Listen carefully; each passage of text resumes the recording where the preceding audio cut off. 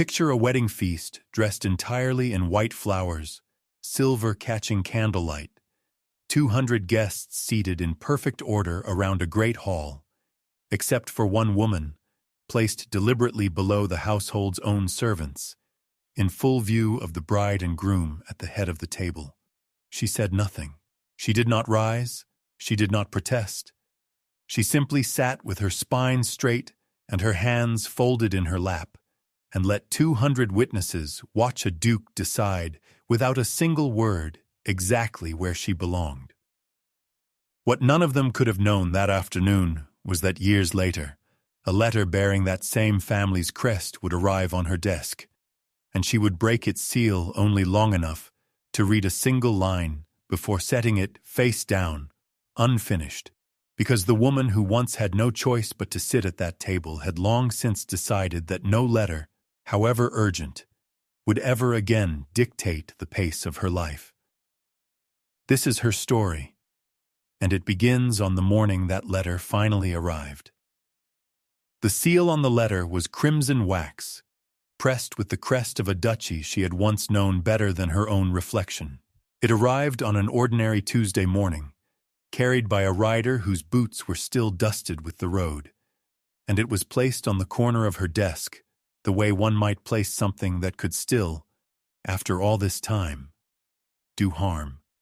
She did not touch it right away. She finished the column of figures she had been adding, set down her pen with deliberate calm, and only then allowed her eyes to rest on the crest pressed into red wax.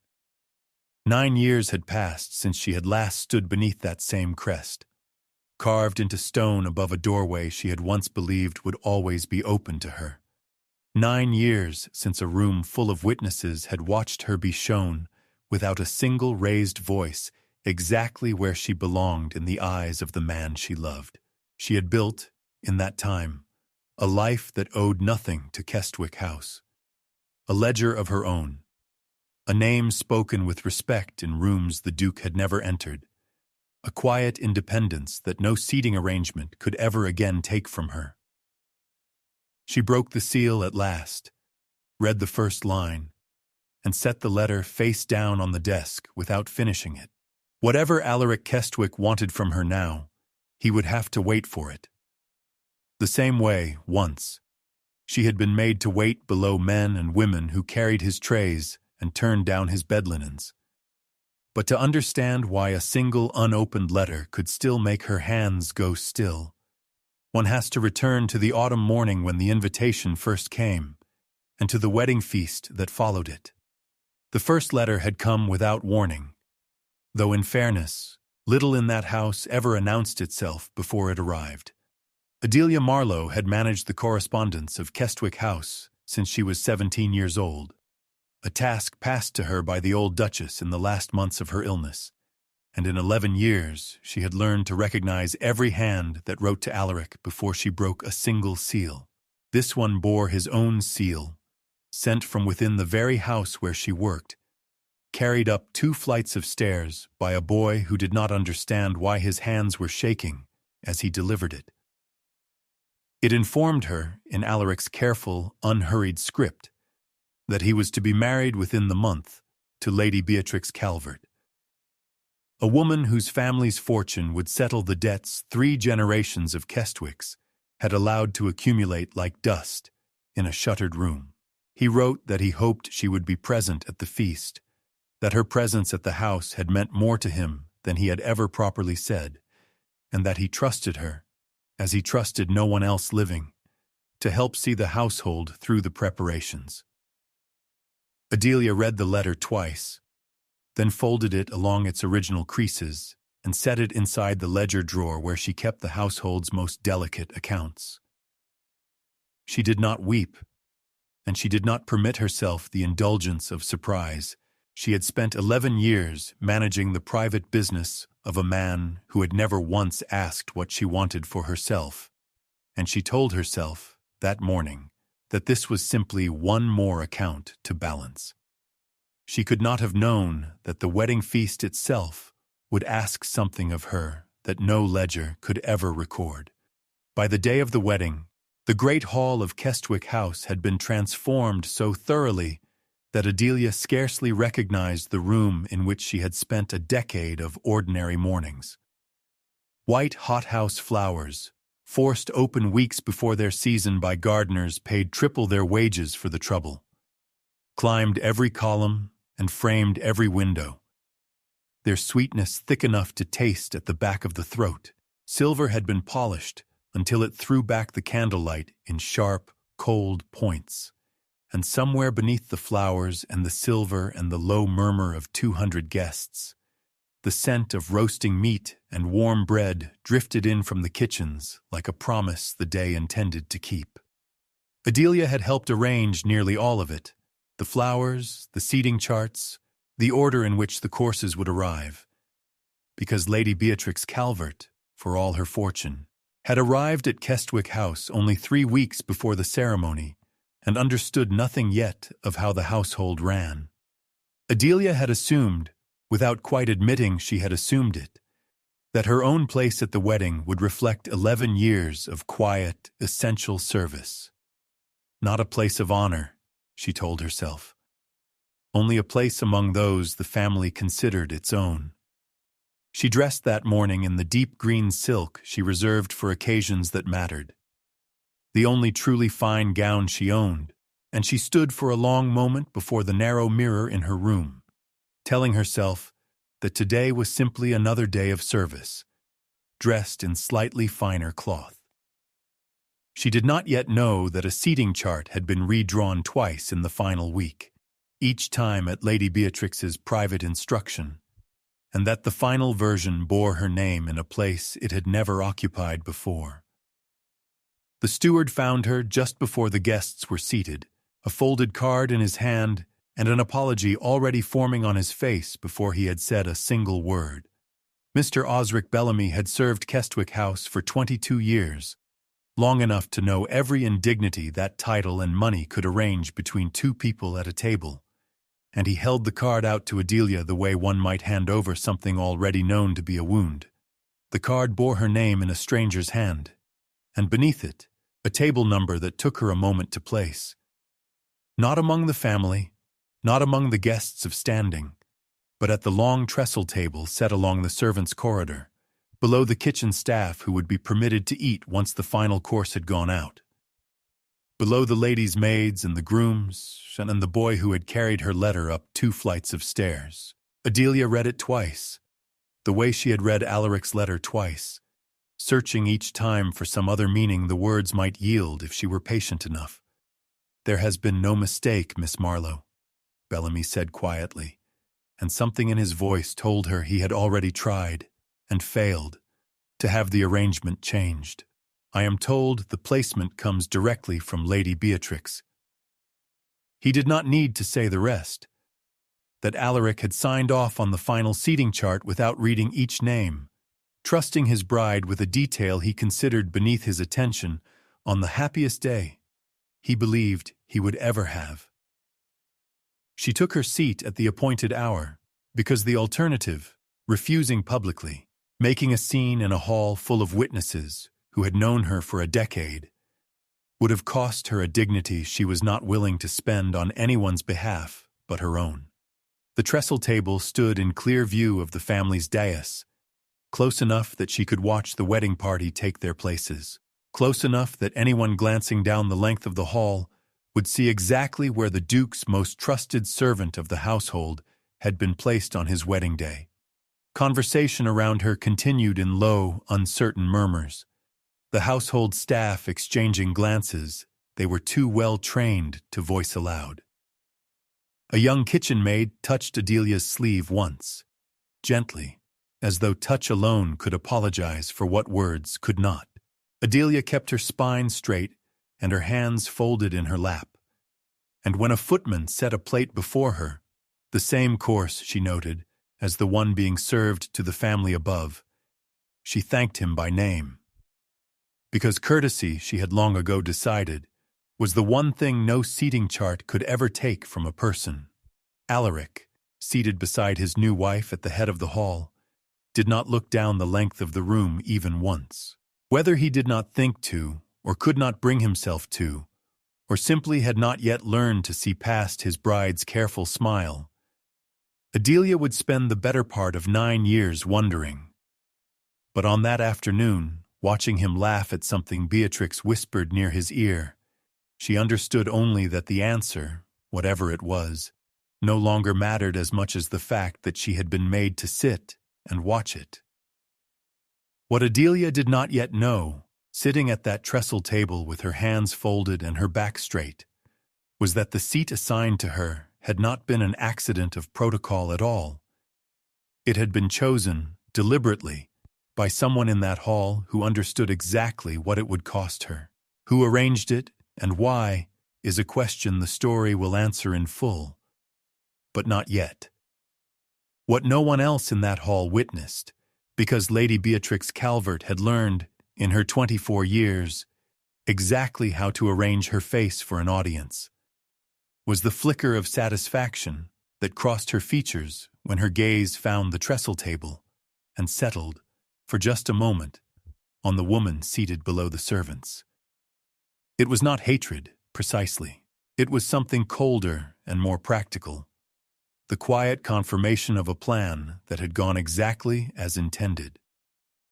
Mrs. Ivy Sutcliffe, Beatrix's own companion since childhood, stood near enough to the dais to catch that flicker, and she understood it for what it was, because she had helped carry the final seating card to the steward's office herself 2 nights before,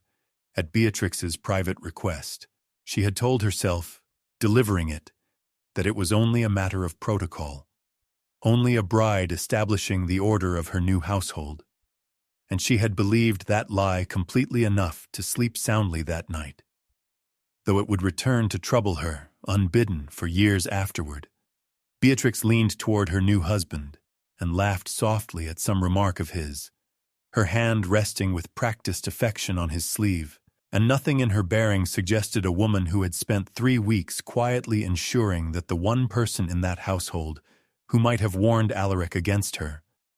the one person who knew the family's true finances, true history, and true weaknesses better than his own solicitor, would never again be mistaken, by anyone watching, for family. Adelia did not wait for the final course. When the toasts began, and every eye in the hall turned toward the dais, she rose from the trestle table with the same quiet composure she had carried into it, thanked the footman once more for his trouble, and walked the length of the great hall alone. She passed close enough to the family's table that Alaric could have looked up and seen her go. Close enough that, for one suspended second, she thought he might. But his attention remained fixed on his bride, and Adelia did not slow her steps to test the matter further. She did not run, and she did not cry, though both would have been forgivable in a woman who had just been shown, in front of 200 witnesses, precisely how little her 11 years of service had counted for. Instead, she walked out through the side door used by the staff, past the kitchen where the ovens still breathed heat into the corridor, and into the cool evening air, where the sound of the celebration behind her grew fainter with every step, until it was only a distant hum, indistinguishable from the wind moving through the hedgerows. She did not know yet, standing alone in the dark beyond the lit windows of Kestwick House, that she would never again cross that threshold as anyone's servant. That the walk she was taking that evening was not a retreat, but the first deliberate step of a departure 9 years in the making, one she would not permit herself to regret, whatever it eventually cost her to complete it. She returned to the house only once more, the following morning, and only to collect the few possessions she owned, a small trunk of clothing, her mother's sewing box, and the ledger in which she had recorded 11 years of the family's private business, a ledger she had every legal right to leave behind, and every private reason to take with her instead. Bellamy met her at the servants' entrance before dawn, his face gray with an exhaustion that had nothing to do with the wedding feast, and pressed into her hands a small purse of coin that he insisted, quietly, was owed wages and nothing more. She left Kestwick House before the wedding party had risen, before Alaric had woken to his first morning as a married man, and before anyone in that household could offer her an explanation, she had already decided she no longer required. She did not send word of where she was going, not to Bellamy, not to the kitchen staff who had shown her more kindness in one evening than her employer had shown her in a decade, and certainly not to Alaric himself, whose letters, 3 of them, arriving over the following month, she returned unopened, their seals unbroken, until they stopped coming altogether. What she built afterward, in rooms far smaller than any at Kestwick House, would take years to become the quiet, solid thing it eventually was. But it began in every way that mattered, on that gray morning when she walked away from the only home she had known since childhood, and did not once look back to see whether anyone in an upstairs window was watching her go. The town of Ashcombe Wells lay 2 days' travel from Kestwick House, close enough that word could still occasionally cross the distance between them, and far enough that no one there had ever heard the name Kestwick spoken with any particular weight. Adelia arrived with her small trunk, her mother's sewing box and the coin Bellamy had pressed into her hands, and she spent the better part of a week walking from one shuttered doorway to the next before she found a single room above a milliner's shop that she could afford on her own terms, paid for with her own coin, answering to no one's ledger but her own. The room was narrow, and the ceiling sloped low enough that she struck her head against the beam twice before she learned to duck without thinking. But it had a window that faced east, and on the first morning she woke there. She lay still for a long moment, simply listening to a silence that belonged entirely to her. There was no bell to answer, no household's correspondence waiting on a tray, no seating chart she had not been permitted to see until it was already written. There was only the sound of cartwheels on cobblestone below, and somewhere further off, a baker's oven exhaling its first heat of the day. She unpacked slowly, setting her mother's sewing box on the narrow windowsill and the ledger, her ledger now, though she had not yet decided what she meant to do with it. Inside a locked drawer she alone kept the key to. She did not yet know what shape her life would take in that room above the milliner's shop, only that whatever she built there, however small it began, would belong to her in a way that 11 years inside Kestwick House never had. Ashcombe Wells was a town of modest merchants and modest ambitions, and within a month, Adelia had discovered exactly where her particular skill fit into its economy. She had spent 11 years balancing a duke's household accounts, tracking debts owed and rents collected, reconciling figures that a lesser clerk would have let slide into confusion.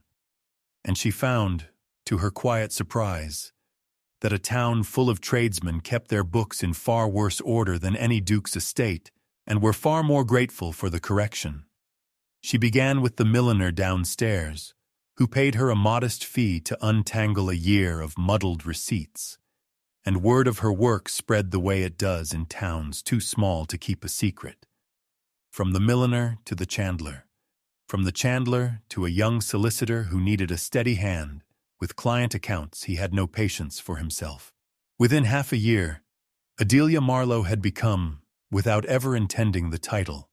the woman half of Ashcombe Wells brought their ledgers to when the numbers refused to agree with themselves. No one in that town asked where she had learned such precision, and she offered no one an explanation. It was, she came to understand, the first true freedom she had ever known. The freedom to be valued for a skill rather than tolerated for a service, to be paid in coin that carried no silent obligation attached to it, and to build, book by book, a reputation that owed nothing to any name carved above a doorway in another county. Adelia believed, building her small trade in Ashcombe Wells one ledger at a time, that she had left Kestwick House and everything in it behind her for good. She had no way of knowing that a single drawer in her rented room held something that would, one day, matter far more than she could imagine. Not to her, but to the very people who had cast her out. There were mornings, in that first year, when the memory of the trestle table returned to her uninvited, not as grief exactly, but as a small, precise ache, the kind that surfaces without warning when a bell rings in a particular register, or when the scent of hothouse flowers drifts from a shop window she had not meant to pass. On those mornings, Adelia made herself walk the length of Ashcombe Wells's main street before returning to her ledgers, because she had learned that dignity was not a feeling one waited to arrive, but a posture one chose, deliberately, before the feeling had any chance to decide the matter first.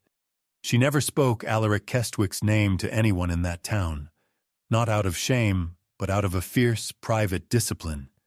She would not let a decade of one man's inattention become the story she told about herself. When a client asked carefully whether she had family or connections elsewhere, she answered only that she had once kept the books for a large household in the north, and let the sentence end there, offering neither bitterness nor invitation for pity. It cost her something, that discipline, more on some days than others, but she had watched, on the day of the wedding feast, exactly what it looked like to let cruelty go unanswered by matching cruelty in return. Bellamy's quiet composure, the kitchen maid's small gesture of comfort, and she had decided, walking away from that hall,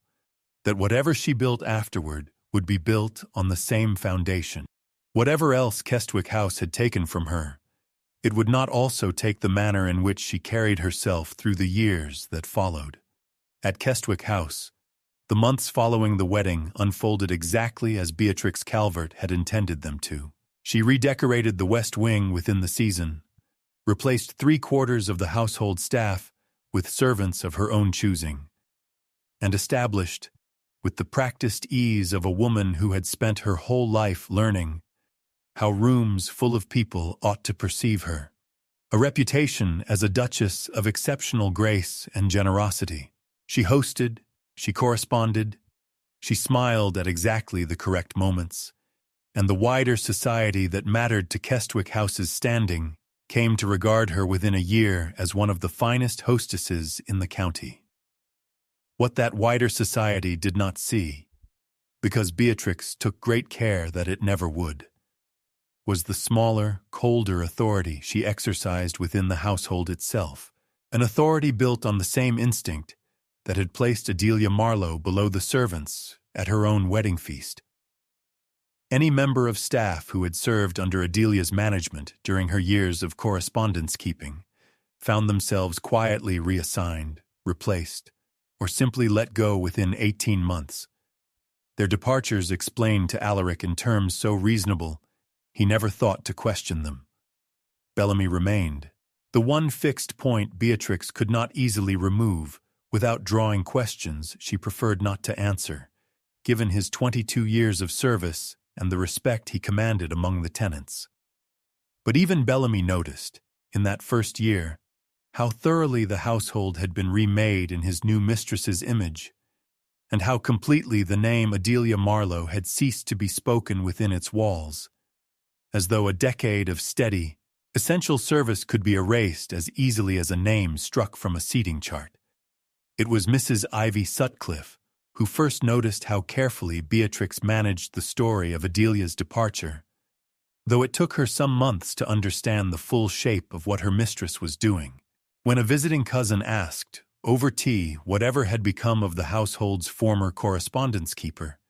Beatrix answered with practiced regret that Miss Marlowe had, unfortunately, been discovered mismanaging certain household funds,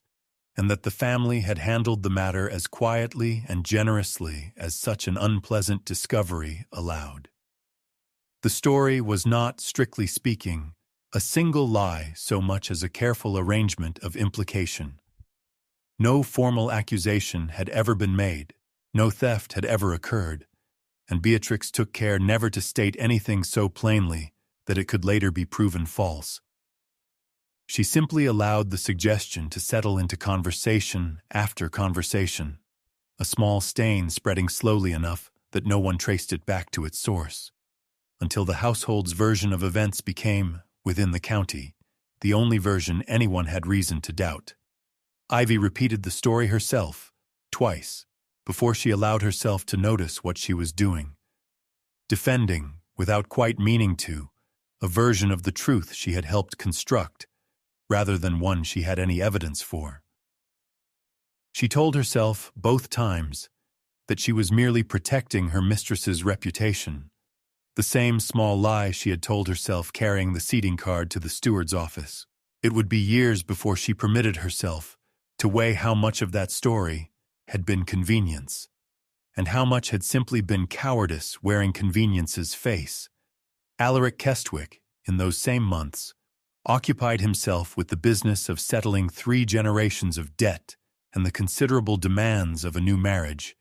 and if he thought of Adelia Marlowe at all, he thought of her the way one thinks of a competent employee who has simply moved on to other circumstances,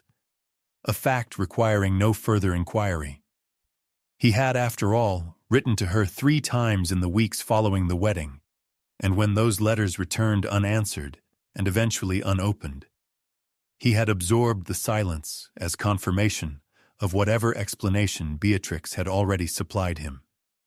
He did not ask why a woman who had served his family for 11 years, who had managed his correspondence with a discretion he had come to depend on completely,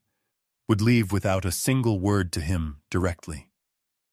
He did not ask why her seat at the wedding feast had been arranged among the servants, a detail he had signed off on without reading,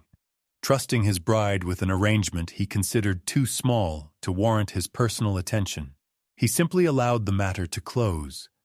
the way a busy man allows a great many matters to close, certain that closing them cost him nothing. It was, perhaps, the quality in him that Beatrix had counted on most completely. Not cruelty, precisely, but a comfortable incuriosity, a willingness to accept the easiest explanation rather than the true one, so long as the easiest explanation required nothing further of him. Adelia had known this quality in him for 11 years, had in fact relied on it herself more than once to manage the household's smaller difficulties without troubling him. And it would be this same quality, still unchanged, that would eventually place the truth directly beneath his own table, without his noticing it there. Beatrix's authority over Kestwick House grew steadier with each passing season, and with it grew a particular confidence. The belief, quiet but complete, that she had removed every obstacle standing between herself and an unchallenged reign over the household's affairs. She dismissed 2 more servants who had once answered directly to Adelia, reassigned the kitchen maid who had touched Adelia's sleeve at the wedding feast to duties in the furthest wing of the house, and ensured, through means so gradual no single act appeared unreasonable, that nothing remained within Kestwick House to remind anyone of the woman who had once run its correspondence. She had not expected the work to bring her satisfaction, precisely, but there was something undeniably steadying in watching each small maneuver succeed exactly as planned. Proof, she told herself, that she had judged the situation correctly from the beginning, that a woman of 11 years' quiet influence had posed a genuine threat to her position, and that removing her, however unkindly, had been simple good sense rather than cruelty. What Beatrix did not account for, in all her careful maneuvering, was the ledger Adelia had carried out of Kestwick House on that gray morning. A ledger recording, in Adelia's own precise hand, 11 years of the family's private financial dealings, including certain arrangements Beatrix's own family had made in the months before the wedding, that neither bride nor groom had ever intended to become public record. Beatrix did not know the ledger existed. She had never once considered that the woman she had humiliated at her own wedding feast might have left carrying, quite literally, the truth of the very house that had cast her out. Beatrix believed she had won. Every rumor she'd spread, every servant she'd quietly removed, every trace of Adelia erased from that house, it all felt to her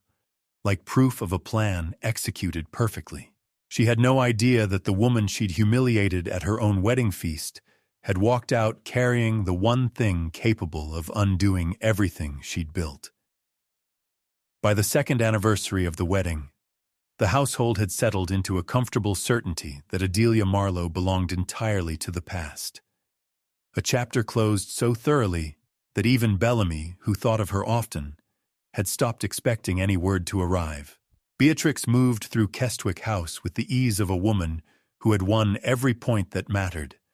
and Alaric, absorbed in the ordinary business of managing an estate finally free of its old debts, gave the matter no thought at all. 2 counties away, in a narrow room above a milliner's shop, Adelia Marlowe had built, in that same span of time, a small and genuine independence, a modest but growing clientele, a landlady who had become something like a friend, and a locked drawer containing a ledger she still had not decided what to do with. She told herself, on the quieter evenings, that she had no wish to return to Kestwick House, no desire to see Alaric or Beatrix again, no interest in a truth that would only reopen a wound she had worked so carefully to close. But truth, as she would come to learn, rarely waits for anyone's convenience to reveal itself. A letter would soon arrive at a solicitor's office in a town neither Kestwick nor Calvert had ever heard of, inquiring after certain financial records connected to a name from Beatrix's past. And the answer to that inquiry, once it surfaced, would travel back toward Kestwick House, far faster than either the Duke or his Duchess could prepare themselves to receive it. It began, as these things so often do, with a matter of ordinary bookkeeping rather than any deliberate act of discovery. Mr. Thaddeus Rourke, the young solicitor who had come to rely on Adelia's steady hand with his client's more tangled accounts, received a formal inquiry from a colleague in the North concerning an old marriage settlement, a routine matter of verifying that certain funds, transferred years before, had been properly recorded on both sides of the arrangement. The name attached to the original documents, in a clerk's careful hand that Rourke recognized at once because he had watched Adelia produce hundreds of pages in that same disciplined script, was Marlowe. Rourke thought nothing of it at first, assuming only that some clerical predecessor had shared her surname, and he drafted a courteous reply requesting the older ledgers be forwarded so the figures could be reconciled properly. He did not know, addressing his letter to the solicitor retained by Kestwick House, that he was setting in motion a chain of correspondence that would travel, within the month, directly onto Alaric Kestwick's own desk. Nor did he know that the ledgers in question were the very ones Adelia had carried out of that house on a gray morning 9 years before, tucked beneath her arm alongside her mother's sewing box. There is a particular kind of danger in paperwork that no one thinks to fear, the quiet danger of a document that simply wishes to be reconciled, to have its columns agree at last with the columns of some distant related account. Rourke sealed his letter and sent it north without a second thought, and somewhere beneath the ordinary hum of his office, the scratch of pens, the smell of drying ink, the low murmur of clerks copying figures by lamplight, a name that had been carefully, deliberately erased from Kestwick House began, one small clerical inquiry at a time, to find its way home. Mr. Silas Fenner, the solicitor who had managed Kestwick House's legal affairs since long before the wedding, opened Rourke's inquiry on an unremarkable Thursday afternoon and felt, within the first 2 lines, a familiar unease settle low in his stomach, the particular discomfort of a man who suspects, before he can yet prove it, that a figure he had once quietly reconciled will not survive close examination a second time. The marriage settlement in question was Lady Beatrix's own, the fortune that had arrived at Kestwick House 3 years prior, wrapped in the unquestioned assumption of old family wealth, and Fenner had signed off on its transfer without troubling to trace every source the money had passed through on its way to the Duke's accounts. What the older ledgers revealed once Fenner set them beside the newer records Rourke had requested, was a discrepancy neither subtle nor easily explained away. A sum of considerable size that had been drawn, in the months before the wedding, from an account the Calvert family had no legitimate claim to, routed through 2 intermediaries before arriving, cleaned of its original trail, in time to settle 3 generations of Kestwick debt. And beneath the careful notation marking the original irregularity, in handwriting Fenner had not seen in 9 years, but recognized instantly all the same, was the name of the one person who had once tracked every shilling that passed through that house with a precision no one since had matched. Adelia Marlowe. Fenner sat with the letter a long while before he brought it to Alaric, turning the pages over twice, as though a third reading might yield a gentler answer than the first 2 had offered. He had known, distantly, that the household's former correspondence keeper had left under circumstances no one had ever fully explained to him. But he had not known, until that Thursday afternoon, that her departure and this quietly buried irregularity in his own mistress's fortune might be threads of the very same knot, and that the man he served was about to hear her name for the first time in 9 years under circumstances far more serious than either of them yet understood. Alaric read the documents Fenner laid before him twice.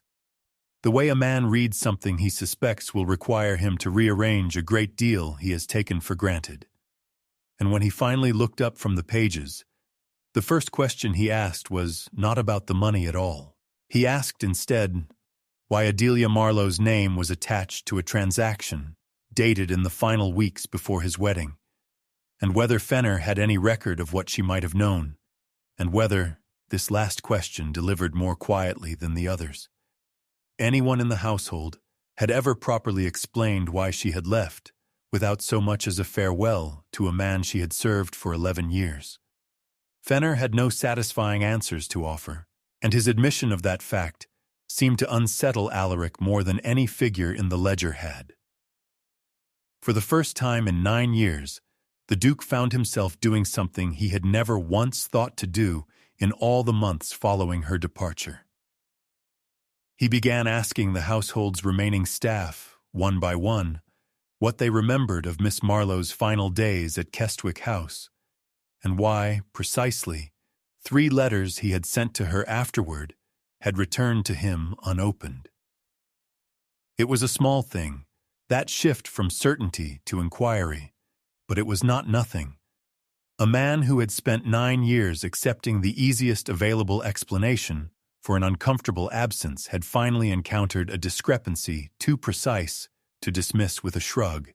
and beneath the discomfort of discovering he might have been deceived about his own household's finances sat a second discomfort, older and less easily named, about a woman whose 11 years of quiet loyalty he had allowed himself to stop thinking about entirely.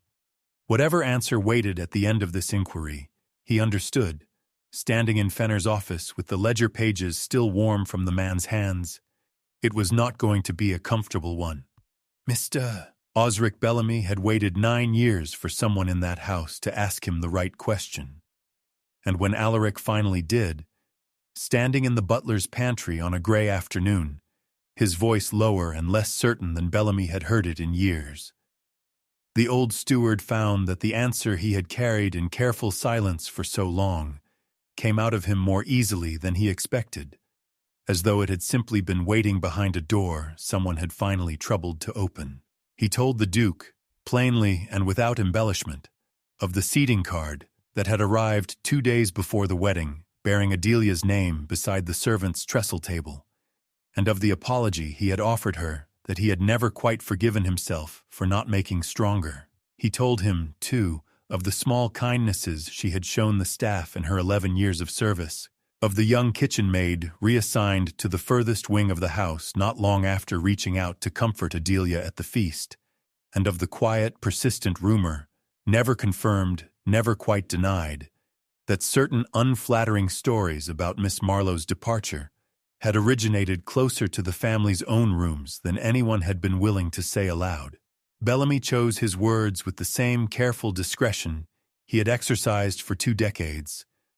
But even discretion, offered honestly enough, can carry the full weight of a truth long deferred. Alaric listened without interrupting, and when Bellamy finished, the silence that followed in the small pantry felt heavier than any conversation the two men had shared in years. Somewhere in the house above them, Beatrix was entertaining callers with her usual practiced warmth,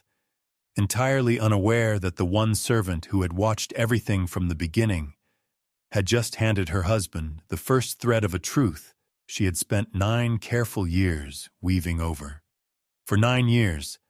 Alaric had accepted every easy explanation handed to him. Now, standing in that pantry with Bellamy's words settling over him,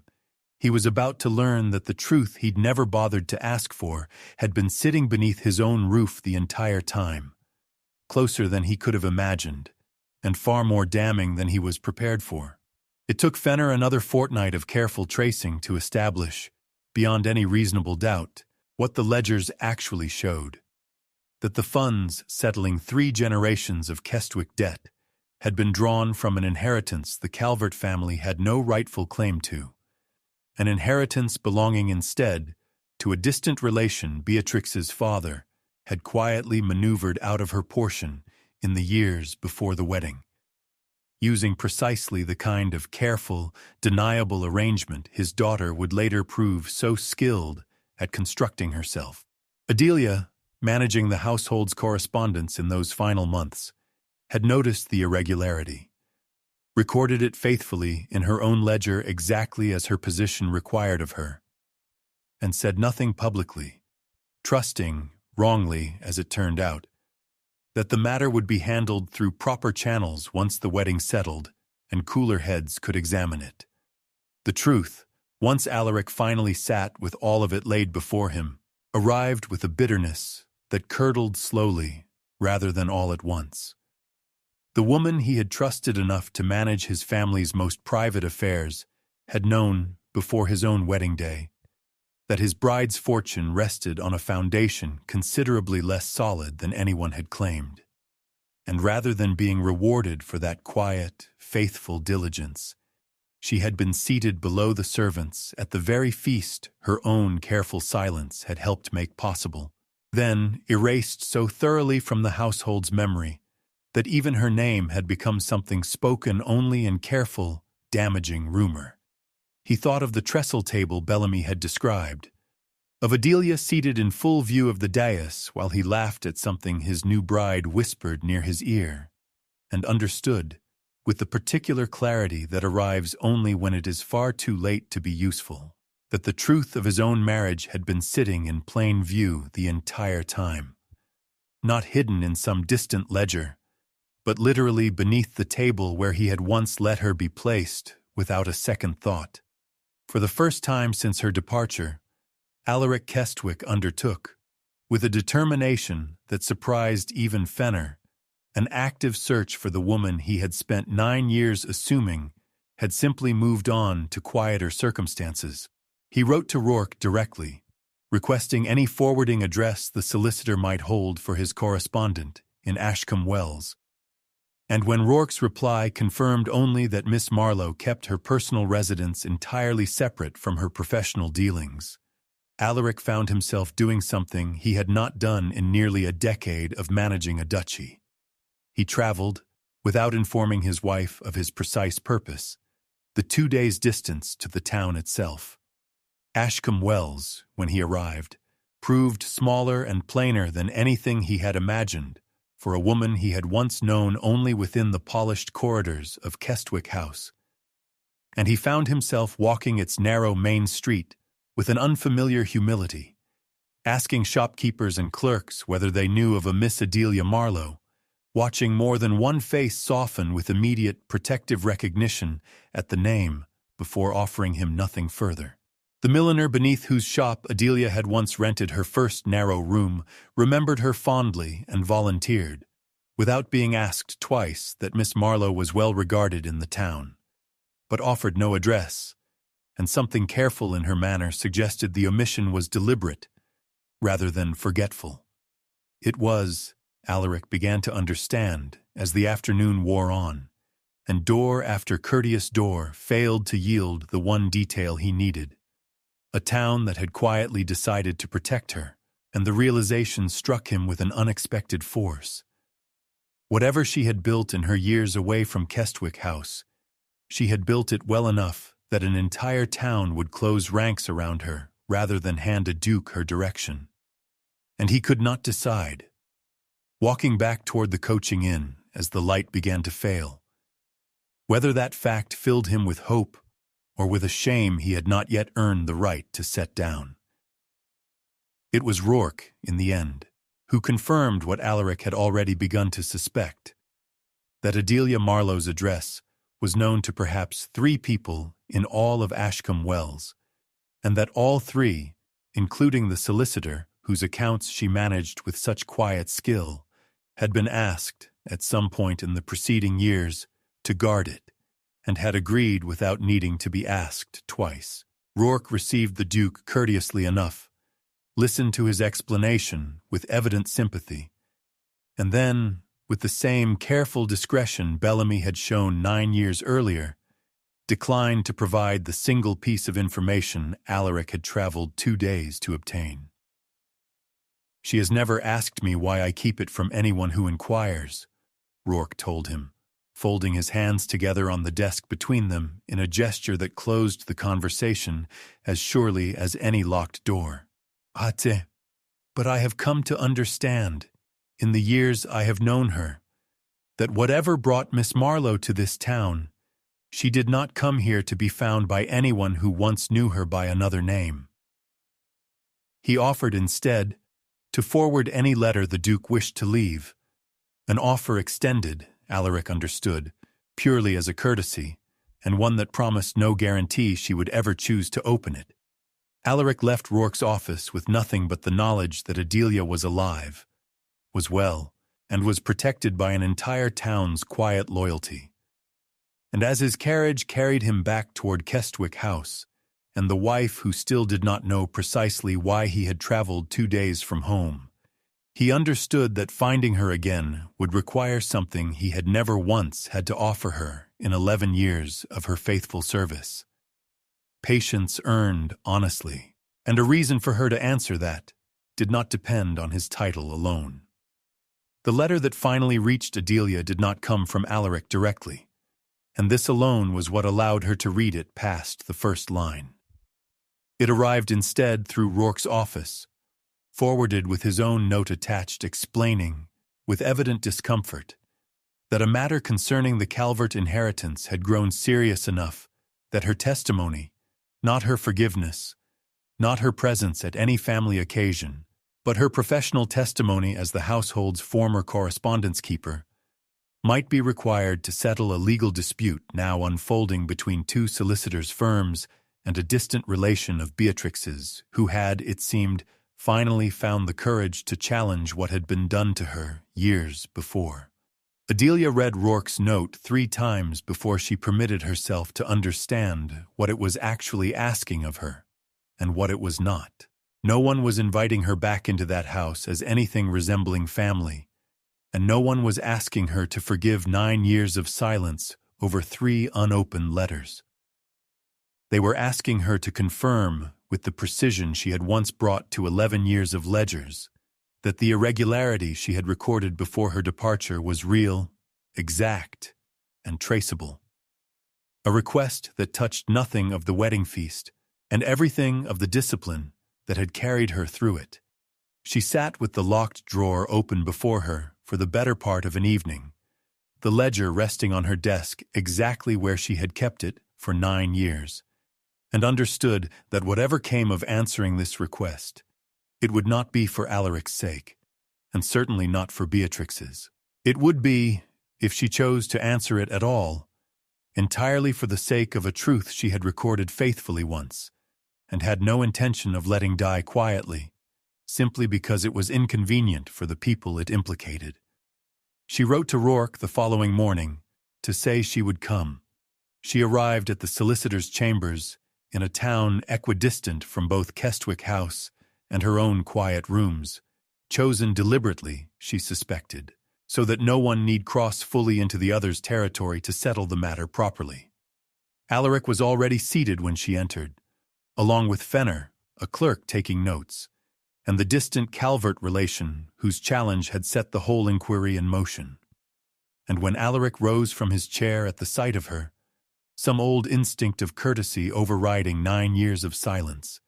Adelia inclined her head politely and took her own seat without waiting to be shown to it, without rising again once she had settled, and without offering him the deference a seating chart had once demanded she never receive in return. She answered every question put to her with the same unhurried precision she had once brought to 11 years of household accounts, confirming dates, figures, and the exact circumstances under which she had first noted the irregularity in the months before the wedding. And if her voice carried, beneath its calm, the faintest edge of something that might have been satisfaction, she allowed herself that much, and no more. Alaric listened without interrupting even once. Watching a woman he had known for 11 years answer questions about his own household with a composure he did not remember ever properly thanking her for, and understood, watching her, precisely how much of that composure he had once mistaken for simple service, rather than the considerable strength it had always been. When the formal questioning concluded, Fenner thanked her, the clerk closed his notebook, and for a long moment no one in the room seemed to know how to end a meeting that had settled a legal matter while leaving an older, unspoken one entirely untouched. It was Alaric, finally, who spoke first, asking quietly whether she might permit him a few minutes of her time once the official business had concluded. And Adelia, without rising, without softening, told him only that he might write to her through Rourke's office if he had something specific to say, and that she would consider, in her own time, whether it warranted a reply. She had answered every question put to her, confirmed every figure, and given Alaric nothing more than the composure he no longer felt he deserved. But the letter that would arrive at her door within the fortnight would ask something of her that no ledger ever could, and whether she would answer it at all was far from certain. The letter Alaric sent through Rourke's office arrived within the fortnight, and it contained, to Adelia's genuine surprise, no apology phrased in the vague, self-serving language she had half expected from a man accustomed to having his regrets accepted quickly. Instead, it asked, plainly, whether she would attend a gathering at Kestwick House arranged specifically to address, before the same wider society that had witnessed her humiliation 9 years earlier, the truth of what had happened at the wedding feast and in the years since. An invitation, in other words, not to reconciliation, but to a public correction of the record, offered on her terms rather than his. She refused it the first time by return post, stating only that she had no wish to set foot in that hall again for any purpose, however well-intentioned, and that whatever correction he wished to make could surely be accomplished without her presence to dignify it. Alaric wrote back within the week, this time more carefully, explaining that Bellamy and even Rourke had both suggested the correction would carry little real weight without the one person the household had wronged most directly standing to hear it delivered. And still Adelia refused a second time, unwilling to grant the appearance that 9 years of quiet independence had left her waiting, after all, for an invitation back into his house. It was neither Alaric's persistence nor any lingering sentiment that finally changed her answer, but a letter from Bellamy himself, written in his own careful hand for the first time in 9 years, telling her simply that Mrs. Sutcliffe had asked, of her own accord, to speak the full truth of the seating arrangement publicly, and that it seemed a poor thing indeed for the one witness willing to finally say it aloud, to have no one present who had actually lived it. Adelia read that letter twice, the way she had once read 2 other letters that changed everything, and wrote back to say she would come, not for Alaric and not for the house, but for Bellamy, and for whatever remained of her own name in rooms that had once decided, without asking her, what that name was worth. She entered the great hall of Kestwick House on a clear autumn afternoon, 9 years almost to the season after she had walked out through its side door, and the room, though it had been rearranged and redecorated twice since her departure, still carried enough of its old shape that she felt, crossing its threshold, the full weight of every step she had once taken away from it. The flowers this time were autumn blooms rather than forced white hothouse ones, and the scent that reached her, wood smoke, drying leaves, the particular sharpness of the season, belonged to a different year entirely. Though the silence that fell across the assembled guests as she entered was not so very different from the silence that had once watched her seated below the servants. She was shown this time to a seat among the gathered witnesses rather than any table set apart from them, and she took it without ceremony, aware of the eyes that found her and held there a moment longer than politeness strictly required. The same guests, some of them, who had once watched her walk the length of this hall without a backward glance, now watching her walk it again with a composure that had cost her 9 years to build so thoroughly that it no longer required any effort at all to maintain. Bellamy caught her eye once from his place near the door, and something in his expression, relief perhaps, or simply the particular gratitude of a man who has waited a long time to see a wrong finally spoken aloud, steadied her more than any words could have. Near him stood the same young kitchen maid who had once touched Adelia's sleeve at the wedding feast, restored months earlier to her old position after Beatrix's authority over such matters had finally begun to slip, and the small nod she offered Adelia across the hall said everything neither of them had ever needed words for. Whatever was about to be said in that hall, she understood. Watching him, she would not be facing it alone this time, and that alone made the return worth whatever discomfort remained in crossing that threshold a second time. Mrs. Ivy Sutcliffe spoke first, her voice unsteady but clear enough to carry the length of the hall, confirming before the assembled guests exactly what she had helped arrange 9 years earlier at Beatrix's private instruction, and exactly what she had allowed herself to believe about it in the years since in order to sleep soundly at night. She did not spare herself in the telling, describing the seating card she had carried to the steward's office with her own hands, and the rumors she had repeated afterward without ever once verifying whether they carried a single grain of truth. And when she finished, she turned toward Adelia directly and offered, in words that trembled only slightly, an apology 9 years overdue. She resigned her position within the month, unwilling to remain in a household whose truths she had finally spoken aloud, and took up a quieter post in a family with far less to hide. It was Alaric, rising once Ivy had finished, who then did the thing Adelia had not entirely expected of him. He acknowledged, before the same room that had watched her humiliation, that the seating arrangement had been his to approve or refuse, and that his failure to look closely enough at his own household on his own wedding day had cost a woman of 11 years' faithful service a dignity he had never properly restored. He gestured then toward the head of the hall, toward the place at his own table that had once been reserved for family, and asked her, in front of every witness gathered, to take the seat that should always have been hers. Adelia rose from her place among the witnesses, walked the short distance to where he stood, and declined the seat with the same quiet composure she had carried out of that hall 9 years before. Not from bitterness, she told him, loudly enough for the room to hear, but because a chair offered 9 years too late could restore a title, perhaps, but it could not restore the years themselves, and she had long since built a table of her own that she had no wish to leave. The hall, watching her decline what he had offered so publicly, understood in that moment precisely how completely she had already answered the question the wedding feast had once asked of her.